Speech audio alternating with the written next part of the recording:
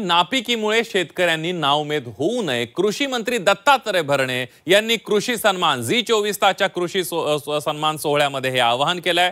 सरकार शेतकऱ्यांच्या पाठीशी आहे, शेतकऱ्यांना आत्महत्येच्या दुष्टचक्रातून बाहेर काढू, शेतकऱ्यांनी टोकाचा निर्णय घेण्याचा विचार करू नये। सरकार शेतकऱ्यांना आवश्यक ती मदत करेल आणि नापिकी आणि कर्जबाजारीपणामुळे शेतकऱ्यांनी नाउमेद होऊ नये, आत्महत्येसारखा टोकाचा विचार करू नये असं आवाहन कृषी मंत्री दत्ता भरणे यांनी केलेलं आहे। झी24 तासच्या कृषी सन्मान 2025 सोहळ्यामध्ये कृषी मंत्री दत्ता भरणे यांनी शेतकऱ्यांना हे आवाहन केलंय। शेतकऱ्यांनी आत्महत्येसारखा टोकाचा निर्णय घेताना आपल्या मुलाबाळांचा विचार करावा। सरकार शेतकऱ्यांच्या पाठीशी असून सरकार शेतकऱ्यांना आत्महत्येच्या दुष्टचक्रातून बाहेर काढेल असा विश्वास त्यांनी व्यक्त केला। हा तुमचा पहिला मोठा कार्यक्रम असावा, त्यामुळे कार्यक्रमात एक खूप गंभीर विषयाची चर्चा झाली, तो म्हणजे शेतकरी आत्महत्यांचा। किती म्हटलं आपण सरकार योजना आणते, सरकार बदलतात, तुमचंच नाही, याच्या आधीची पण सरकार, आताची सरकार, कदाचित पुढे येतील। शेतकरी आत्महत्या हा महाराष्ट्राला एक लागलेला फार मोठा बट्टा आहे, फार मोठा कलंक आहे। तुम्ही कृषी मंत्री झालात, एका प्रधान घरातनं तुम्ही येतात, तुम्ही स्वतः शेतकरी कुटुंबातून येतात आणि अनायसे तुमच्या नावापुढेही मामा आहे। तुमच्या नावापुढे मामा असणं, आपण मगाशी गमतीने जरी बोललो तरी आता तुम्ही महाराष्ट्राचे मामा आहात। महाराष्ट्राचे मामा असताना आपल्या बहिणींचं कुंकू वाचवण्याची जबाबदारी सुद्धा तुमच्यावरती आहे। एका शेतकरी घरातनं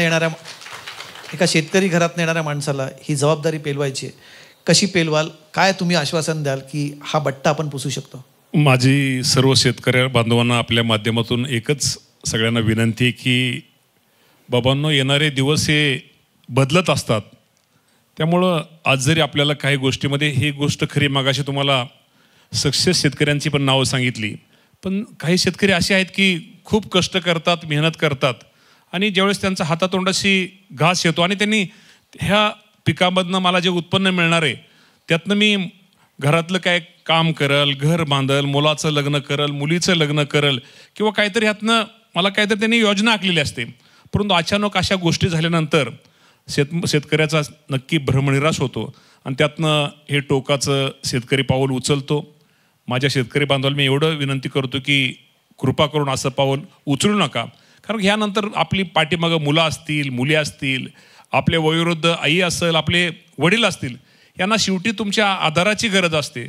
आणि हे दिवस नेहमी अडचणीचे दिवस, आपण म्हणतो ना कधी दुःख जाईल सुख येईल, ह्याप्रमाणे निश्चित प्रकारे येणारे दिवस हे बदलत असतात।